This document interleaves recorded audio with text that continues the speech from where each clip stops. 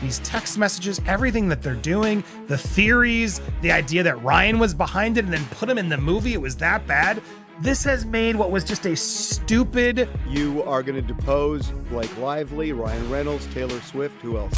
TaylorSwift just dropped a shocking revelation that's flipping the Blake Lively lawsuit story on its head.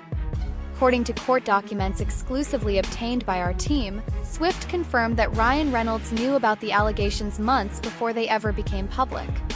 While Ryan has spent this whole time acting like he was blindsided, Taylor's sworn statement tells a completely different story. So what was Ryan really doing behind the scenes while Blake was building her case? The truth is more surprising than anyone could have imagined. I don't think Ryan Reynolds is in reality. This response to the motion to dismiss response is just reads like he doesn't even know what Justin put in his own complaints. It is incredibly frustrating to read this entire thing. There's a lot. I'll start with the intro and then I'll go through a few examples. The Wayfarer Party's opposition confirms the central thesis of Mr. Ryan's motion to dismiss. The FAC is meritless. List of grievances and hurt feelings designed to retaliate against Blake Lively for raising SH or retaliation claims. Keyword claims that he has every right to defend himself on. The opposition is riddled with fatal concessions. As if you haven't done that yourself in your own past interviews and everything else, but I digress. One example, despite the FAC's preposterous $400 million damages claim, the opposition concedes that the FAC is in fact alleges no actual monetary harm whatsoever, instead relying exclusively on defamation per se theory that even if it were valid, which it's not, fails to allege cognizable damages for any of the FAC's other claims. In addition, the opposition concedes the FAC does not allege proximate causation, another fatal omission. The opposition reveals something much worse than the FAC's failure to state valid claims against Mr. Reynolds. Stunningly, it confirms that only 3 of the Wayfarer parties, Mr. Baldoni, Mr. Heath, Wayfarer, have articulated any legal claim against Mr. Reynolds at all. As detailed further below, the sole alleged defamatory statements concern only Mr. Baldoni. The other only alleged conduct as to extortion was directed at most Wayfarer studios, Mr. Baldoni and Mr. Heath. And the only parties even arguably in contractual relationship with WME were Wayfarer and Baldoni. But disregarding that rule of obligations, every Wayfarer party asserted each claim against Mr. Reynolds, meaning that every Wayfarer party, other than Mr. Baldoni, brought a federal lawsuit alleging at least one cause of action that they know they had no legal basis to assert. None of Mr. Sarowitz, Ms. Nathan, Ms. Abel, It Ends With Us, Manage or Tag has a single cause of action against Mr. Reynolds that they even arguably possess. All those claims should be dismissed and Mr. Reynolds should be awarded his attorney's fees and costs under New York law. Now here's what he's trying to say.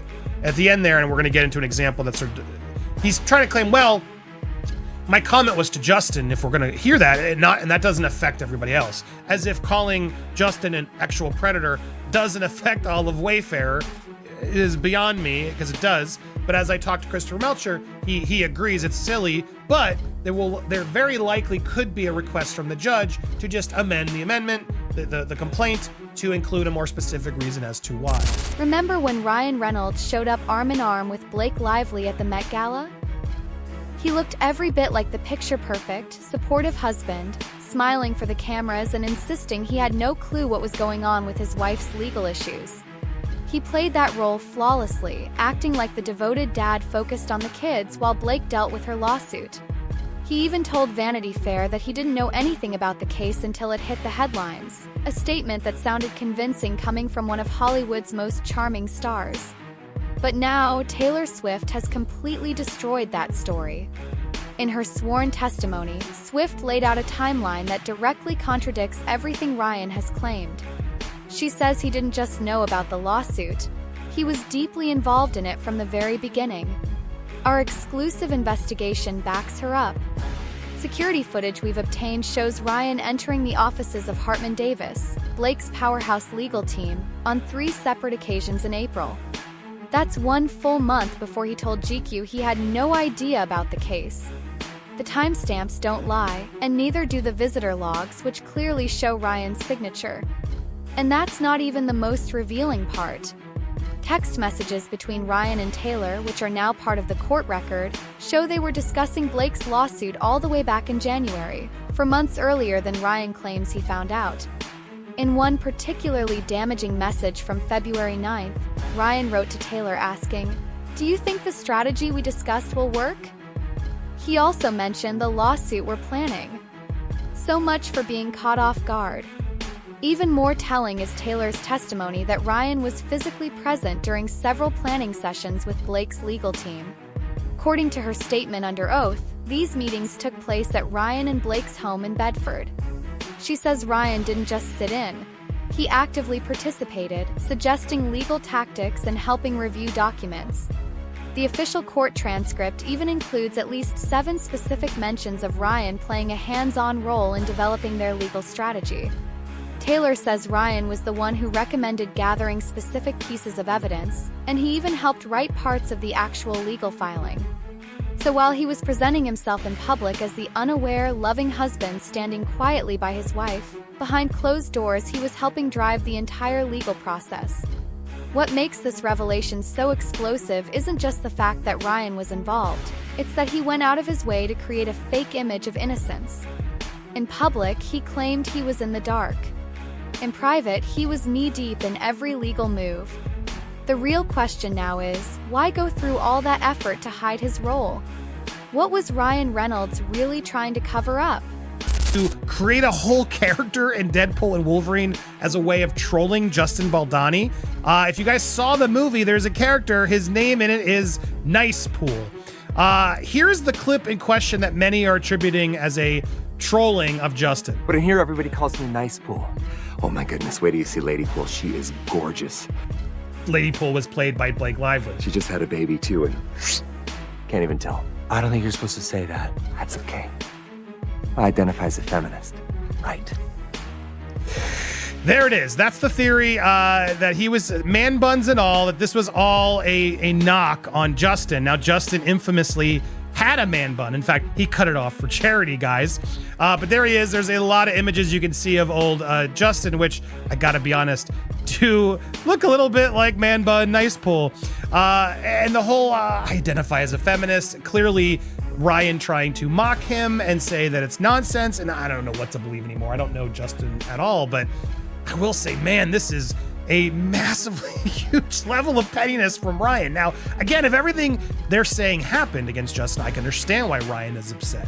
But feels like a weird thing to joke about if it was as serious as Blake claims. Really, to just like mock this like fake feminist in your movie as the nice guy in the film? It's all just giving me a headache as to really, was this really good for the movie? Because honestly, I wasn't a huge fan of the Nice Pool character. I thought this whole character was a weird, it's a bad part, not as funny part of the movie. And to think that Ryan, who I'm a huge fan of, was a huge fan of. Look, this whole issue, Colonel Kurtz did it really well. I haven't seen unforced errors like this since, well, Amber. However, the situation resolves. It's astounding how Blake Lively has committed huge strategic, unforced errors and turned a season of bad social media that had already resolved with the giant success of the movie, Facts, into potentially years of terrible public sentiment and online division.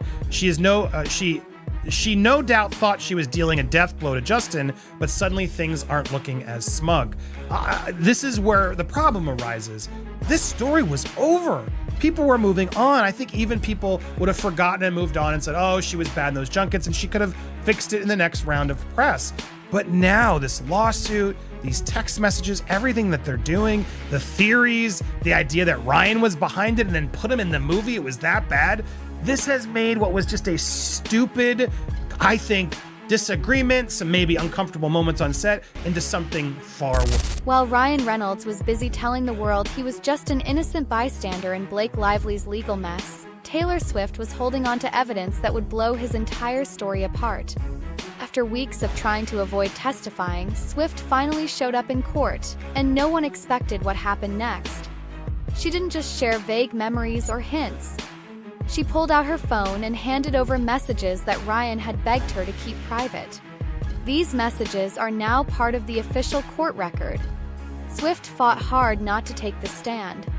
Her legal team filed 3 different motions to block the subpoena, arguing that she wasn't directly involved and that forcing her to testify would cause unnecessary stress and harassment. But the judge wasn't having it. Judge Michael Thornton ruled that Taylor had unique, important information that no one else could provide. So when Taylor walked into court last Thursday, she came prepared. She brought a leather portfolio full of neatly organized evidence. According to court records, her attorney told the judge they were ready to submit every piece of communication the court had asked for. What followed was explosive. The evidence included 64 screenshots of text messages between Swift, Reynolds, and Lively, covering a span of 11 months. These weren't just friendly chats. One especially damaging message from November showed Ryan texting Taylor saying, "Need to talk strategy before the deposition prep tomorrow. Can you come by too? Blake's team wants your input on the timeline we're constructing." Taylor's sworn statement revealed that her New York apartment was used as a meeting spot for planning the lawsuit at least 4 times between October and December. She testified, "Ryan and Blake came to my residence to discuss case strategy." She said Ryan took notes and was especially focused on how the press would react once the lawsuit was filed.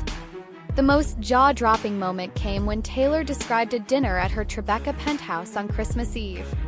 She testified that Ryan spent most of the evening in her home office on the phone with Blake's lawyers, reviewing something he called the timeline document, a full breakdown of the case details.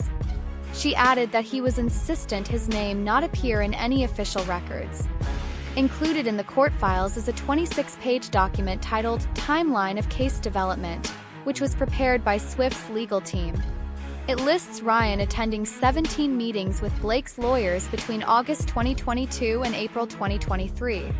It also documents 8 times when Ryan contacted Taylor asking for advice on strategy or to confirm certain facts. But the most damaging piece of evidence? A voice memo Taylor labeled as Exhibit C.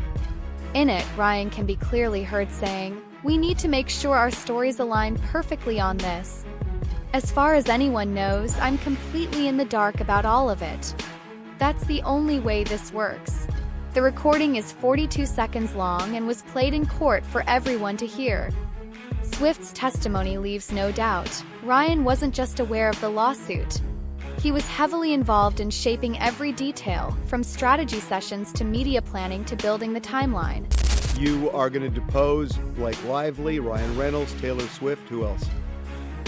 Well, I don't know that we're going to depose Taylor Swift or not. Really? I think that that's going to be, probably a game time decision. I don't know that decision's been made, but I can tell you this: there's anyone that reasonably has information that can be that can provide evidence in this case is going to be deposed. That's Taylor Swift. She was there for that meeting. She was there for that meeting.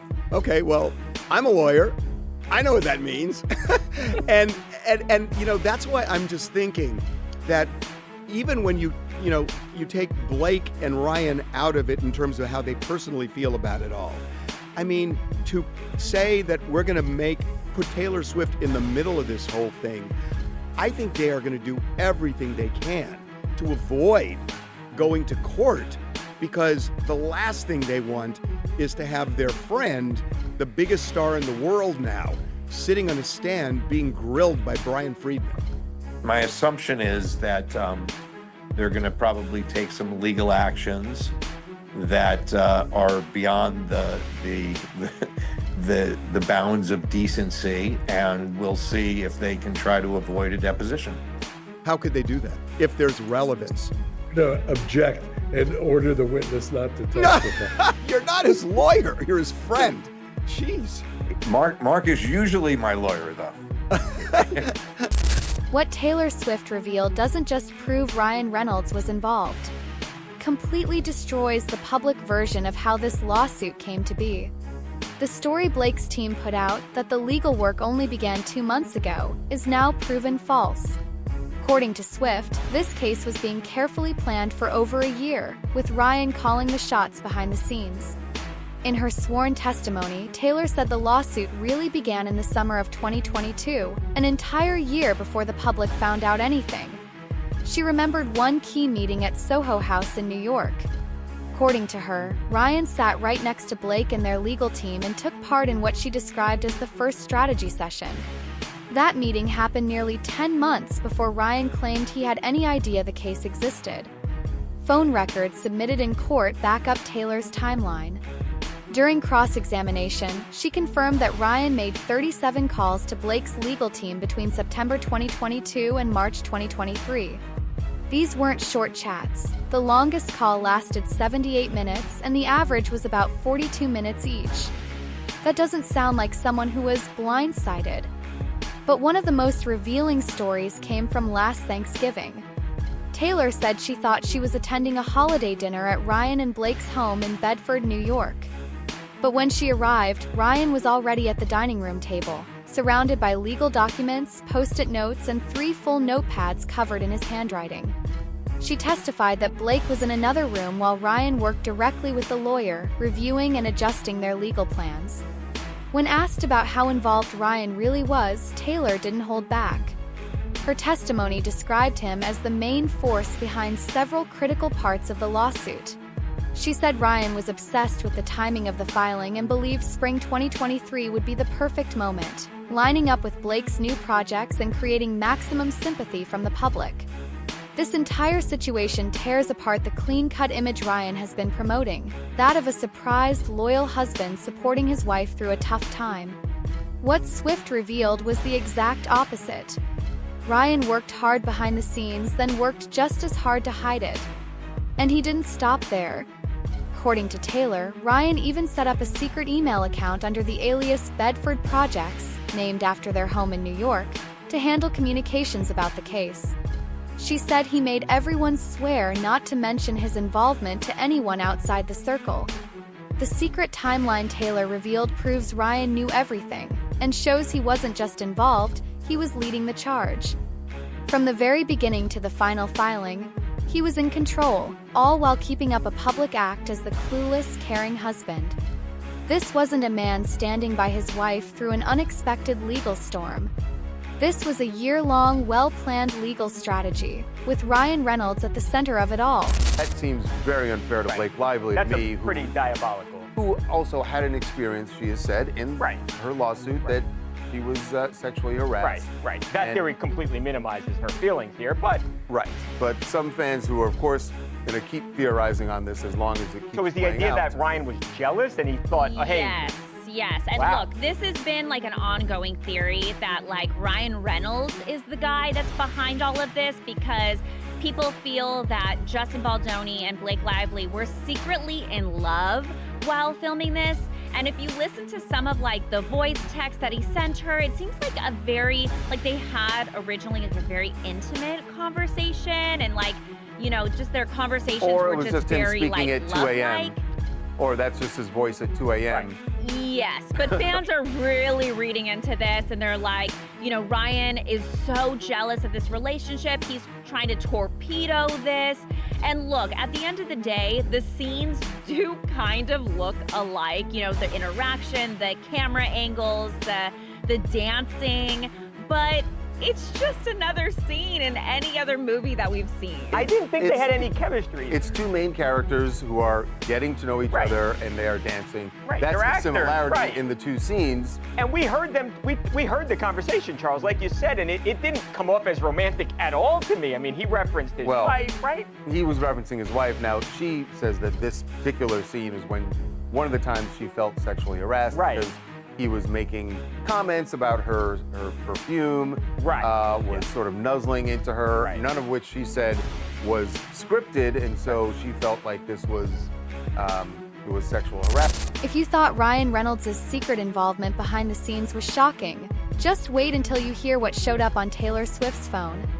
When the judge ordered Taylor to hand over her full message history with both Ryan and Blake, no one expected what came next. These raw, unfiltered conversations didn't just expose Reynolds' knowledge of the lawsuit, they revealed the truth about who he really is behind closed doors. The texts weren't just casual mentions. They showed Ryan obsessing over every detail, trying to control how everything looked to the public. One message from last December read, "Damage control starts now. We need a unified response. If anyone ever asks you about this, total denial of my involvement is the only option."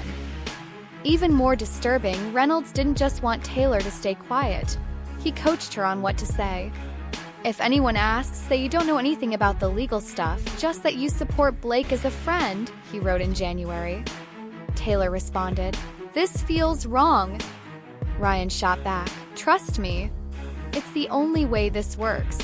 What the court uncovered was more than just bad advice. It was a clear pattern of manipulation. In one disturbing message from March, Ryan told Taylor, "I need you to back me up on the emotional distress angle when this goes public. Your support adds credibility to everything we're claiming." Taylor's reply? Just one word, uncomfortable. And that says it all. The messages also revealed just how deeply Ryan feared the truth coming out. In February, he texted Taylor, "My entire career is built on being the nice guy.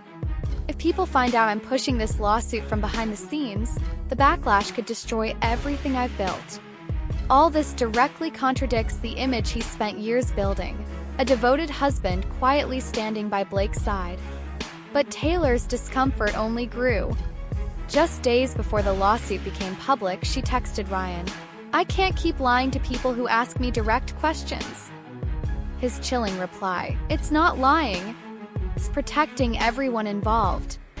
Sometimes friends have to make difficult choices." Court records show there were 217 text messages between Taylor and Ryan about the lawsuit, averaging nearly one message per day over 8 months. Many were sent in the middle of the night between 2 and 4 a.m., showing just how obsessed Ryan was with controlling the narrative. And the irony? While he kept telling Taylor to delete this conversation after reading, she didn't. That digital trail is now public, and it's what finally blew the lid off this entire case. But it didn't stop with texts about the lawsuit. Ryan even sent Taylor specific instructions on how to keep things looking normal online. "Post something about your cats tomorrow," he told her in March. "We need normal content flowing from everyone in our circle." From coordinated Instagram posts to staged public appearances, everything was carefully planned to project an image of calm and normalcy. But that's ancient history now. Because the friendship that gave us years of red carpet smiles and family vacations? It's gone. Sources close to both women say Taylor and Blake haven't spoken since the courtroom bombshells were revealed. And the fallout is deeply personal. Remember when Blake's kids appeared in Taylor's Betty music video last year? That's over. Insiders say Blake has instructed her nannies to remove any Swift-related songs from her children's playlists. She's even canceled plans for her oldest daughter to appear in Taylor's upcoming holiday special. "The kids keep asking when they'll see Auntie Taylor again," one staff member shared. Blake just changes the subject. The tension reached a breaking point last Tuesday. Blake celebrated her birthday with a private dinner at 11 Madison Park. For the first time in 6 years, Taylor wasn't there. And her absence said everything.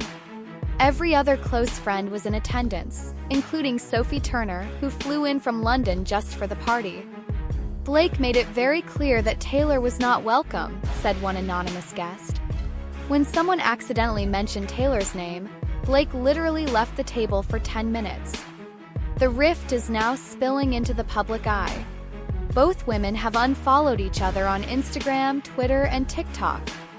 Even more dramatic, Blake has deleted every photo that featured Taylor from her social media accounts. That's 86 posts gone, wiped clean from as far back as 2016. Taylor hasn't deleted Blake from her profiles just yet, but she's clearly distanced herself. She's stopped liking any posts related to Blake or her projects. Entertainment analyst Mariah Coington calls it the most methodical celebrity friendship eraser we've seen in years. Multiple insiders confirm that Blake feels deeply betrayed. She expected Taylor to fight the subpoena harder, or at least warn them before taking the stand, one source from Blake's legal team revealed. She thought Taylor could have been more strategic in what she revealed. The betrayal cuts deep, especially considering Taylor had once promised to protect their friendship no matter what during a girls' weekend in Rhode Island last summer. Meanwhile, Taylor's team has started quietly pushing their side of the story.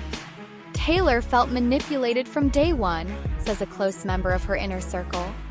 She didn't want to be involved, but Ryan and Blake kept reassuring her it was all harmless. The final straw came when Taylor realized she had a choice: lie under oath or tell the truth and lose her friends. She chose the law, and it cost her a friendship she truly cared about. Experts believe there's no going back. This isn't just a falling out, it's a permanent break, says celebrity relationship expert Dr. Samantha Wright. When you've been manipulated by your closest friends and then forced to expose them in court, there's no repairing that. Now the split is dividing their entire social circle. Mutual friends like Gigi Hadid and Karlie Kloss are reportedly feeling pressured to choose sides. Now this gets into specifically the 2 times allegedly that Mr. Reynolds called Mr. Baldoni a predator, and saying that the FAC allegations suggest that Mr. Reynolds genuinely, perhaps passionately, believes that Mr. Baldoni's behavior is reflective of a predator. Even the FAC plausibly alleged that Mr. Reynolds called Mr. Baldoni a predator while believing the opposite, which it does not. The law establishes that calling someone a predator amounts to constitutionally protected opinion. And the FAC's thin-skinned outrage over a movie character, the satirical woke nice pool, does not even pretend to be tied to any actual legal claims. Instead, it falls into the FAC's general allegation of hurt feelings, in which reality is nothing more than a desperate effort to advance the same curated bully image that the Wayfarer parties created and disseminated in the retaliation campaign they launched against Ms. Lively in August of 2024. I mean, it is a bully tactic. He's not denying a nice pull is justice. And the idea that he used such an important movie for Marvel fans, for Deadpool fans, and he created a whole character, Justin, and we're supposed to not be affected by that or acknowledge that that's weird and petty and potentially defamatory. I don't know. The whole thing is just weird. But I love the thin skin. He's just thin-skinned. It's just ridiculous. That thin-skinned comment really stuck to me. It was like, yeah, Justin, we're destroying your life. My wife's I believe my wife was wrong, but I'm still allowed to believe her. We mocked you and we killed you in the movie. We told your agent to fire you. You've lost all these other movies. But, it's just your thin skin. Just get over it. I'll be honest, Kim. This whole thing really is almost a final nail in the coffin of me hoping to sort of be good with Ryan.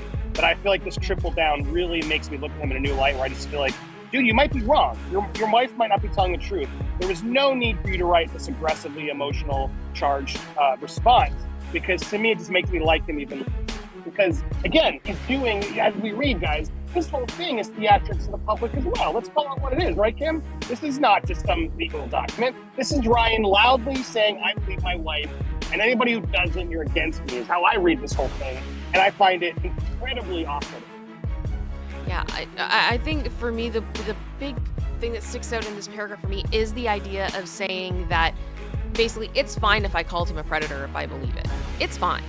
And the problem is, it's like, okay, so you're admitting then, essentially, that you have called him this.